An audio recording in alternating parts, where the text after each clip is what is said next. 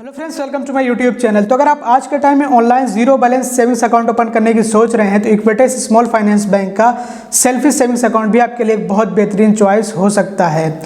तो इस वीडियो में आप लोगों को मैं इसी अकाउंट के बारे में जानकारी देने वाला हूं कि इस अकाउंट में हमें क्या फीचर्स और बेनिफिट्स मिलते हैं। इसके अलावा इस अकाउंट के जो ज़रूरी फीस और चार्जेस हैं वो भी आप लोगों को बताने वाला हूं।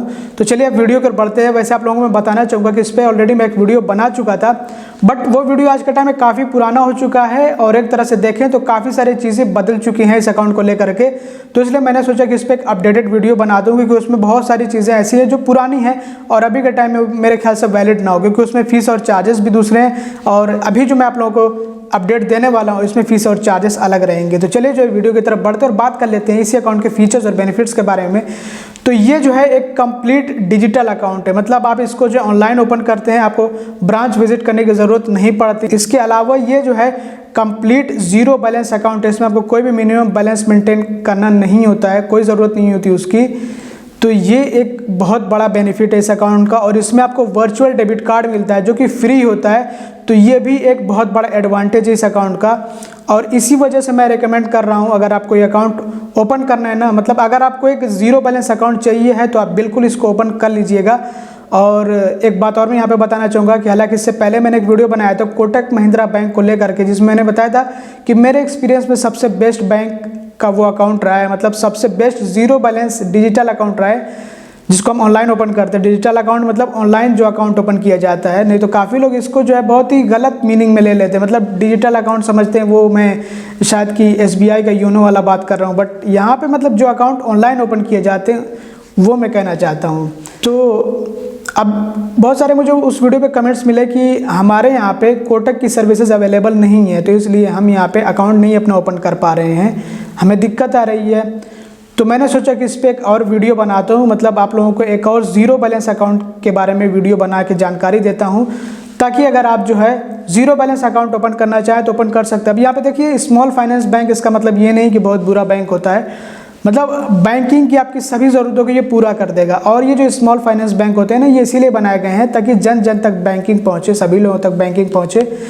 तो आप जो इसको ओपन कर सकते हैं, अगर आपको जो बैंकिंग की ज़रूरत है, अगर आपको ट्रांजैक्शन वगैरह करने होते तो बिल्कुल आप ये अकाउंट ओपन करके वो सारी ज़रूरतें अपनी जो है पूरी कर सकते हैं।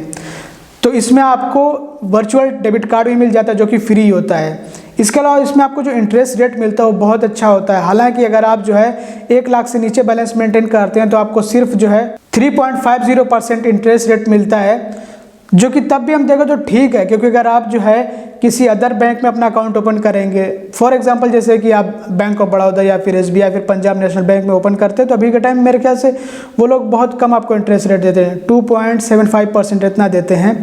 और भी बहुत सारे बैंक्स ऐसे ही आपको इंटरेस्ट रेट देते हैं, जो उनका रेगुलर इंटरेस्ट रेट होता है मतलब यही होता है। तो यहाँ पे आपको थोड़ा सा अच्छा इंटरेस्ट रेट देखने को मिलता है। इसके अलावा अगर आप 1 लाख से ऊपर अपने अकाउंट में बैलेंस मेंटेन करते हैं तो आपको 7% का इंटरेस्ट रेट मिलता है, जो कि अभी के टाइम में आप सोच भी नहीं सकते। बहुत बड़े बड़े प्राइवेट सेक्टर के बैंक भी आपको जो है 7% का इंटरेस्ट रेट FD पर नहीं देते हैं, लेकिन ये सेविंग्स अकाउंट पे आपको बैलेंस पे देते हैं, मतलब आपके सेविंग्स अकाउंट के बैलेंस पे आपको 7% का इंटरेस्ट रेट ये लोग देते हैं, जो कि बहुत अच्छा है। इसके अलावा आपको इस अकाउंट में कुछ एक्स्ट्रा बेनिफिट्स भी मिलते हैं, जैसे कि अगर आप अपने अकाउंट में 10,000 रुपये बैलेंस मेंटेन करते हैं, फिर 10,000 से ज़्यादा बैलेंस मेंटेन करते हैं, तो आपको 1000 इक्विनॉक्स पॉइंट्स मिलते हैं, जिनको आप रिडीम कर सकते हैं। आपको अलग अलग ब्रांड्स पे जो है रिडीम करने का ऑप्शन मिलता है, तो आप रिडीम कर सकते हैं उसको।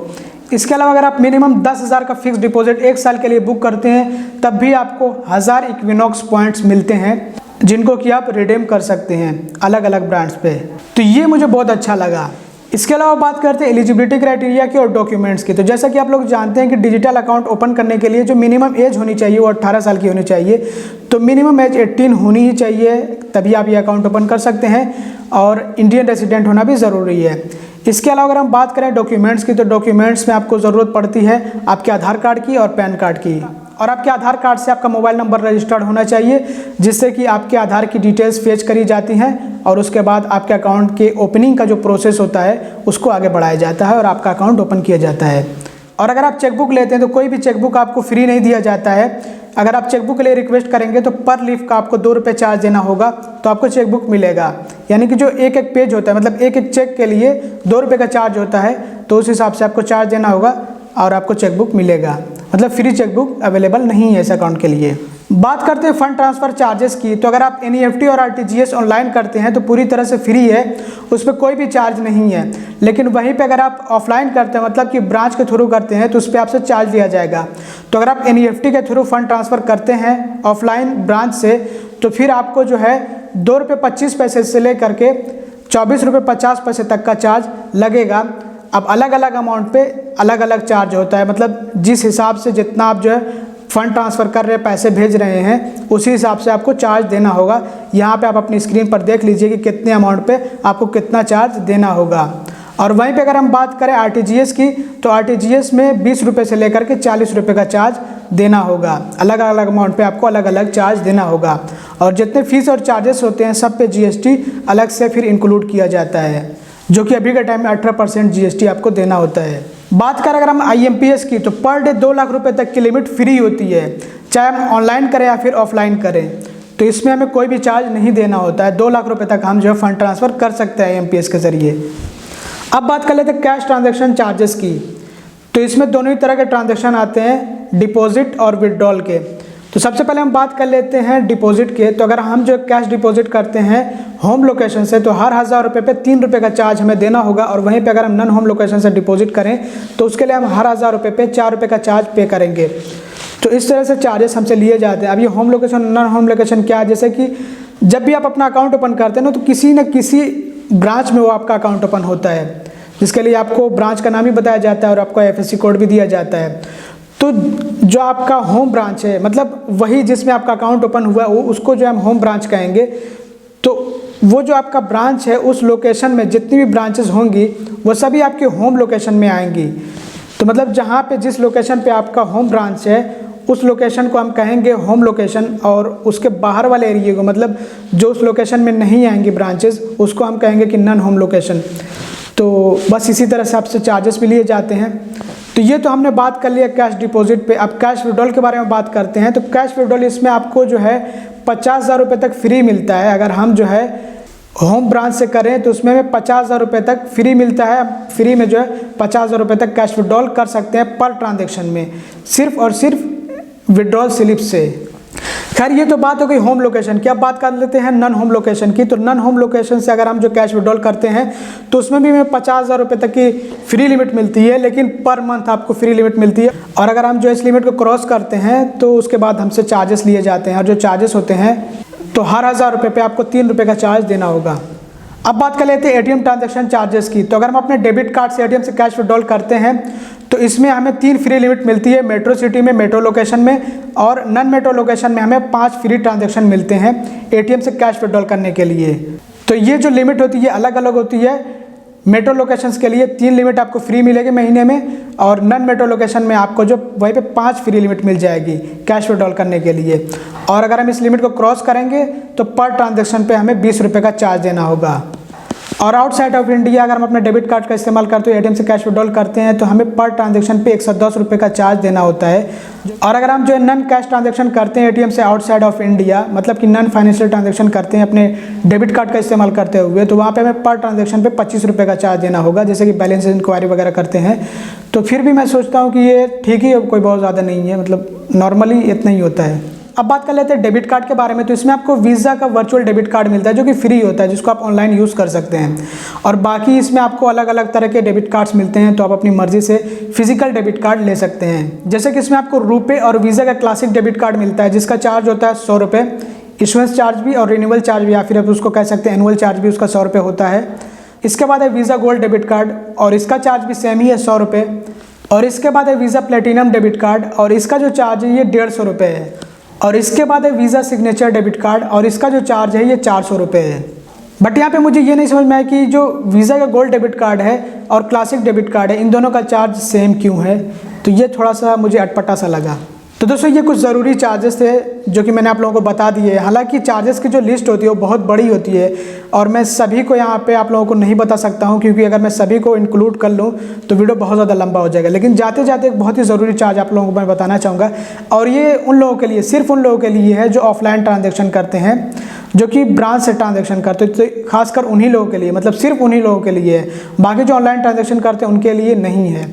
और ये जो चार्ज है ये ट्रांजैक्शन चार्ज है जो कि हम ब्रांच से करते हैं। ऑनलाइन करने वालों के लिए कोई दिक्कत नहीं, जो ऑनलाइन ट्रांजैक्शन करते हैं उनके लिए कोई दिक्कत नहीं है, लेकिन जो ऑफलाइन ट्रांजैक्शन करते हैं उनके लिए एक लिमिट बनाई गई है। और ये जो लिमिट होती है महीने में 3 बार की होती है, जिसके बाद अगर आप ट्रांजैक्शन करते हैं तो आपको 15 रुपये चार्ज देने होंगे। और जितने भी फीस और चार्जेस हैं सब पे GST लगेगा, सब पे GST जो इंक्लूड करा जाएगा अलग से। तो ये आपको ज़रूर से ध्यान में रखना है। अब ये देखिए इसमें कौन कौन से ट्रांजैक्शन शामिल है ये मैं आप लोगों को बता देता हूँ। तो इसमें शामिल है कैश, चेक, DSB, DD और बाकी एक्सक्लूड किया गया ऑनलाइन और ATM ट्रांजैक्शंस को। तो वही मैंने कहा था कि जो ऑफलाइन ट्रांजैक्शन करते हैं ये सिर्फ उन्हीं लोगों के लिए है।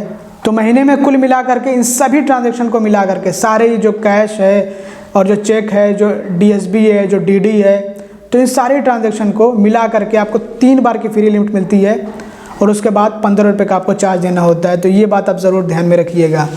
और बाकी जो चार्जेस होते हैं वो तो होते ही हैं। तो कुल मिलाकर ये जो अकाउंट है ये ऑनलाइन यूजेज के लिए बहुत अच्छा है। अगर आप ऑनलाइन इसको यूज़ करते हो तो आपको ना के बराबर चार्जेस देने होंगे, और वहीं पे अगर आप ऑफलाइन यूजेज में लाते हो तो फिर वहाँ पे आपको ज़्यादा चार्जेस देने पड़ जाएंगे। तो मैं ये बेहतर समझता हूँ कि क्योंकि ये ज़ीरो बैलेंस अकाउंट है और ये डिजिटल अकाउंट है, इसको आप ऑनलाइन ओपन करते हैं। और एक तो जो इक्विटस स्मॉल फाइनेंस बैंक है इसकी ब्रांचेस बहुत ज़्यादा हैं भी नहीं, मतलब बहुत ही गिनी चुनी ब्रांचेस हैं। तो ज़्यादातर मैं समझता हूँ कि इसको लोग इसीलिए प्रेफर करेंगे कि उनको ऑनलाइन बैंकिंग करना होगा। तो ऑनलाइन बैंकिंग के लिए बहुत सही है, इसमें आपको कोई भी ज़्यादा चार्जेस नहीं पे करने होते, मतलब नॉर्मल से चार्जेस अगर ऑनलाइन में चार्जेस हैं तो। और बाकी सब आपने जैसे कि देखा कि RTGS, NEFT और IMPS ऑनलाइन करने पे आपको चार्ज नहीं देना होगा। तो ये सब कुछ आपको फ्री दिया जाता है और इंटरेस्ट भी आपको अच्छा मिलता है। वर्चुअल डेबिट कार्ड भी आपको मिल जाता है और जो डेबिट कार्ड का चार्ज है वो भी कम ही है, मतलब 100 रुपये में आपको वीज़ा का गोल्ड डेबिट कार्ड मिल जाता है जो कि अच्छा डेबिट कार्ड होता है। तो कुल मिलाकर के अकाउंट सही है अगर आप इसको ऑनलाइन यूज़ में लेते हैं। तो ऑफलाइन के लिए मैं नहीं कहूँगा कि आप इसको ऑफलाइन के लिए, क्योंकि ऑफलाइन में कौन इसको यूज़ करने जाएगा, इस पर काफ़ी ज़्यादा चार्जेस, इसके लिए बहुत सारे बैंक्स, अदर बैंक्स भी हैं, तो आप उसमें अपना अकाउंट ओपन करा सकते हैं। और बाकी कुछ दिनों पहले दोस्तों मैंने एक वीडियो अपलोड किया था कोटक 811 अकाउंट को लेकर के, जिसमें मैंने आप लोगों को बताया था कि वो मेरे एक्सपीरियंस से सबसे बेस्ट अकाउंट रहा है। बट मुझे उस वीडियो पे काफ़ी सारे इस तरह के कमेंट्स देखने को मिले कि ये मेरे एरिया में सर्विसेबल नहीं तो हम अपना अकाउंट नहीं ओपन कर सकते हैं। बट इसमें ऐसा कुछ भी नहीं है, आप इसको ऑनलाइन ओपन कर सकते हैं, बहुत ही आसानी से ओपन हो जाएगा। इसके साथ ही आपको अगर अपना अकाउंट क्लोज़ करना हो तो ब्रांच विजिट करने की ज़रूरत नहीं होगी, आप जो है सिर्फ एक मेल के ज़रिए से अपना अकाउंट क्लोज़ करा सकते हैं। बात कर लेते हैं कि अकाउंट कैसे ओपन होगा। तो देखिए मैं आप लोगों को नीचे डिस्क्रिप्शन में एक लिंक दे दूँगा, उस लिंक पर आप क्लिक करके विजिट करिएगा ना, तो आप डायरेक्टली अकाउंट ओपनिंग के पेज पर पहुंच जाएंगे जहां से आप अपना अकाउंट ओपन कर सकते हैं। वैसे इसके लिए मैं अलग से वीडियो बना सकता हूं और अलग से वीडियो बनाऊंगा भी कि कैसे अकाउंट ओपन होता है इसका। हाँ, तो जब आप इस पर क्लिक करेंगे ना तो आप अकाउंट ओपनिंग पेज पे पहुंचेंगे। तो यहाँ पे आपको इस तरह से विजिट करना और गेट स्टार्टेड पे आपको क्लिक कर देना है और बाकी आपको अपनी डिटेल्स वगैरह फिल करनी है। और यहाँ पे आपको ब्रांच चूज़ करने का भी ऑप्शन मिलता है, जब आप अपना लोकेशन चूज़ करेंगे तो उसी हिसाब से आपको ब्रांच चूज़ करने का ऑप्शन मिलेगा। तो दोस्तों बस इस वीडियो में इतना, उम्मीद करता हूँ वीडियो आपको पसंद है। अगर आपको वीडियो पसंद है लाइक कर दीजिएगा, चैनल को सब्सक्राइब कर दीजिएगा, वीडियो को शेयर कर दीजिएगा। वीडियो देखने में बहुत बहुत शुक्रिया, थैंक यू, धन्यवाद।